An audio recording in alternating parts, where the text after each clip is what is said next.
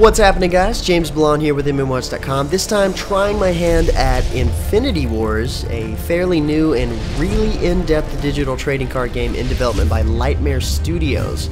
Now, the idea behind this particular TCG is to hold on to all of the best parts of past TCGs that you may be familiar with, like Magic the Gathering, for example, but at the same time liven up the battlefield with interesting combat mechanics, fully animated cards, and simultaneous gameplay that makes you plan out your path of attack, essentially. Now, the game is already released on Steam free to play, but new cards and ideas are still being added to the game, so the game is obviously still in development. But for now, I'll hop into one of the campaign missions here to give you a feel for the overall gameplay. Okay, so first off, the layout of the battlefield, it's actually broken up into different zones, you can see here. The combination of the defense zone and the assault zone makes up the combat zone overall. The assault zone is where you attack from, and the defense zone is where you place cards to protect yourself from incoming attacks. So, just like a lot of card games like Duel of Champions or Hearthstone, for example, the objective here is to take your opponent's health down to 0. However, in this game, you also have an alternative way of beating down your enemy in the form of morale, which is exactly what it is. See, all of your unit type cards have a number here that represents how much morale is lost if this card is defeated, for example. So you actually have to keep track of that like you would your health, so that can get you in trouble. And some cards, like this particular card, uses morale a little bit differently. So this actually takes morale from the enemy. So if he's dealt combat damage and he actually survives, the player that dealt that damage loses 4 morale overall. So that can actually be a strategy using this guy as a defender. In fact, my faction that I'm playing here uses morale, takes from the enemy, and that's actually how I plan on beating this guy, is taking all of his morale. You'll also notice the coolest part of the game here is the animated cards. All of the cards are animated, really cool. The art style is pretty awesome, to be honest. Even the border of the cards looks really good. You'll notice some of them are different. Some of them are a little bit more advanced than others. You got like a little movie going on in some of these. I don't think I have any cards here that have that going on. Give him a jetpack! Yeah! But most of them are pretty cool looking. Here you have your commander cards. Now, this is a pre-made deck, so it's set up specifically for this campaign, but normally you would pick 3 of your cards out of your customized deck to place here. These cards can use their abilities from here if applicable. So like this guy, for example, first makes you pay 2 resources, but when an opponent loses any morale for that turn, he makes them lose 4 additional morale, which works nicely if you've got other cards that take away morale. Now, this guy here makes you pay, but then deals 4 damage to all cards. All of the cards in the combat zone anyway, minus the cards in your hand. That's really good if they've got some cards that have low health, of course. Now, the commander cards can also be deployed directly from here to any of the other zones without having to become exhausted. So basically this pillar here gives them haste, so you can play them at any time. The only thing is that your opponent can see all of your cards, or all of these cards anyway, and vice versa. And so it sort of helps you identify what their deck is made up of, because the other cards in their deck will be related to the commander cards in some way. It's an interesting mechanic, and you don't really see that in other TCGs. And finally, you have the support zone here, where most of your cards that you start to play wait their turn to enter the battle, unless you have a card that has some sort of haste on it. Like, for example here, this card has Vigilance, which makes it go directly to the defense zone. Once you place cards in the support zone from your hand, it becomes exhausted for that turn, and your opponent can see that card, and this is actually one of the only ways you can sort of anticipate the other's move due to the simultaneous gameplay the game works on. You can also pull cards from the combat zone into the support zone again to heal in certain cases.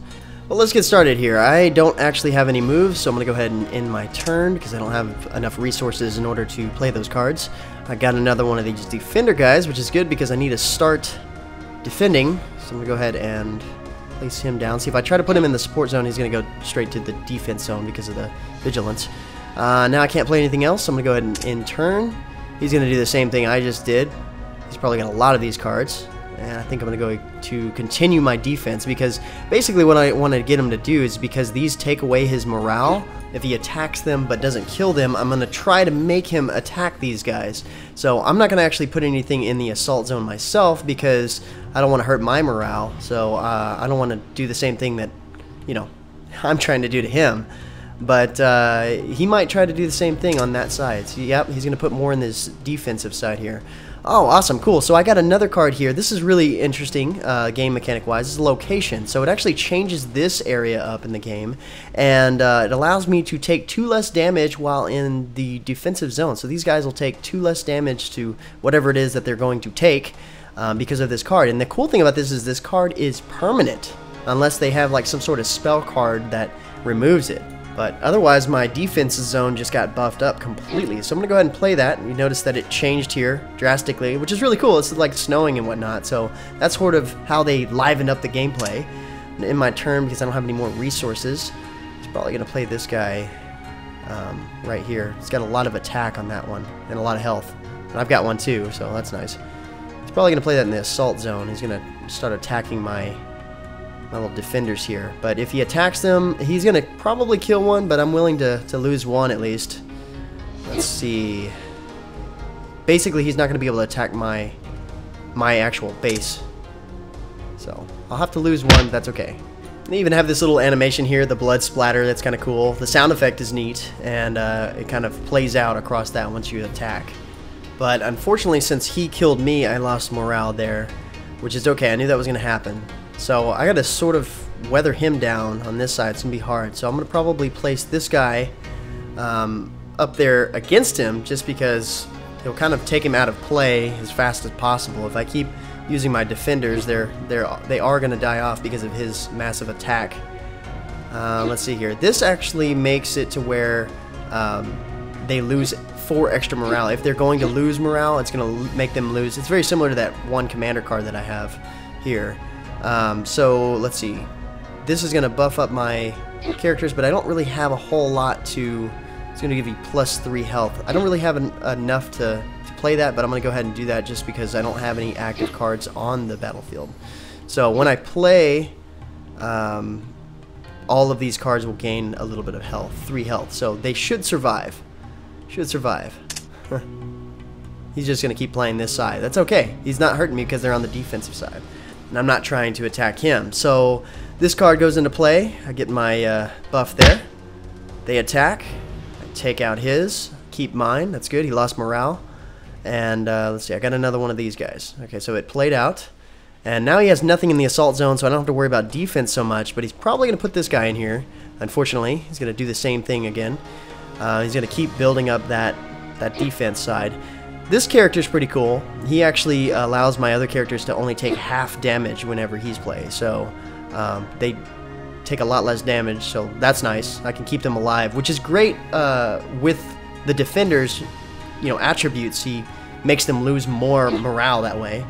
So I'm going to buff them up one more time, just because I'm not really worried about it too much. And that's going to play out. Such a cool looking card. I'm going to kill him. Oh, no, I didn't kill him. But that's okay. I didn't die either. So I didn't take all that damage. That's alright. Now I have to take him. He only has 2 health left on that particular card. So let's see what I'm going to do here. I'm going to put this guy into play. He does a lot of damage and he has quite a bit of health. So I'll probably move him over here once I get this other guy taken care of, basically. The order does particularly matter. So he only has 6 health, so he's gonna die to this guy if I don't move him over. This guy has enough health to survive it, but he doesn't do enough attack. He does enough attack. I guess 2 is enough, but if he plays anything else, then I'm gonna be in trouble. So I'm just gonna put some more in the defensive zone just because I don't really need to, but I'm gonna do it anyway. I'm trying to go for his morale because I'm not really gonna mess with his health first because of all of his defense.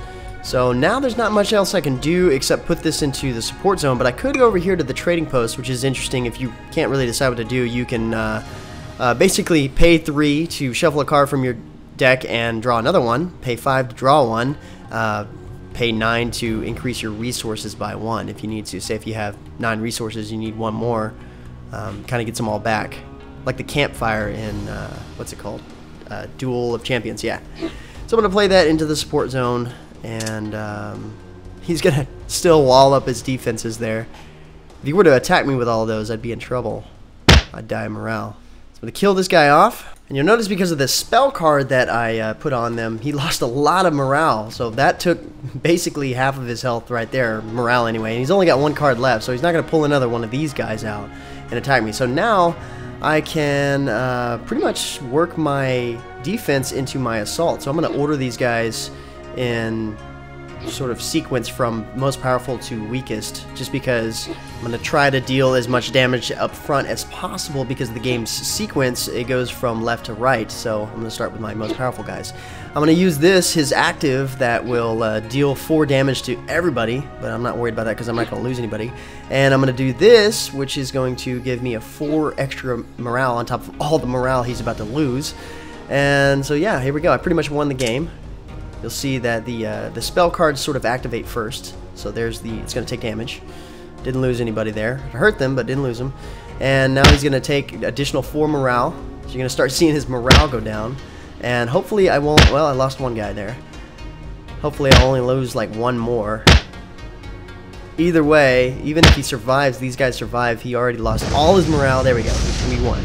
Nice. So that's how it works. So you'll see that there's a lot of strategy built around these guys, and the various factions in the game, which there's several, I believe there's 7 right now, have different strategies towards how they play. So for example, like the robot faction will duplicate itself, so you can basically put a drone in there, and if it dies, it'll go to your graveyard, and once you have several of those drones in your graveyard and another one dies, it basically brings back all of those drones from your graveyard. And they don't do a whole lot of damage, but you sort of build up this army, and they can be overwhelming over time. Alright, so here we have the play menu, where you can learn gameplay mechanics and techniques through the academy. You can play in the campaign like I just did, and they basically put you in various situations with pre-made decks to try to get you to learn how to overcome obstacles. Plus, you can learn the different styles of each of the different factions to figure out how you like to play the game. Then you can play in regular games against pre-made bots, or you can play with other players online with game modes set up very similar to Hearthstone. So, you know, you have one that you can play with a custom deck that you're working on, and another one here where you select random cards to form a temporary deck and try your luck with that deck. You can then, of course, use the cards you collect from playing the campaign as well as leveling to create several custom decks. This one here is a starter deck. I guess it suggests this for you. And they've got a nice tutorial that helps you put them together in ways that actually make sense for the depth of the game. But here you can also see some of the really cool card animations. Like this one here is a really cool reference to Terminator 2 Judgment Day. I really like that one. It's a pretty cool card too. It pretty much spawns a random card and then puts it in your hand, regardless of its faction, I guess. Now the shop is set up how you would imagine it would be. You can buy themed card packs with in-game currency as well as real currency. The in-game currency you can win after leveling and completing matches, of course, which really doesn't take that long, actually. I haven't been playing the game all that long, and I'm already halfway there in this case. You can, of course, buy pre-made decks that are themed, but you can also get different avatars, card backs, and battlefields, which is pretty interesting. You don't really see that as a cash shop item very often. Battlefields. Well, maybe in battle discs. They even have Star Trek themed cards that bring in 2 more factions into the game. Not really sure how they got that IP. But anyway, guys, that's about all I've got for you on Infinity Wars. In all honesty, I respect the fact that the game is really in-depth. I would say it's perfect for avid TCG fans. They're pretty much doing the opposite of Hearthstone when it comes to how complex the gameplay mechanics are. And I really like how there are thousands of cards and all of them are animated really nicely. And the fact that every card you play in the game seems really meaningful. Like, nearly all the cards have special attributes. Rarely do you see any sort of throwaway card. But really, that's only a couple things that make this game unique and different. So, if you're looking to check the game out yourself, all you gotta do is download it on Steam. It's free to play. If you're just looking for a bit more information in general, head over to the game profile at MMOHuts.com or check out our dev preview video here. But until next time, guys, that's gonna be it for me. I'm James Blonde. See you out there, gamers.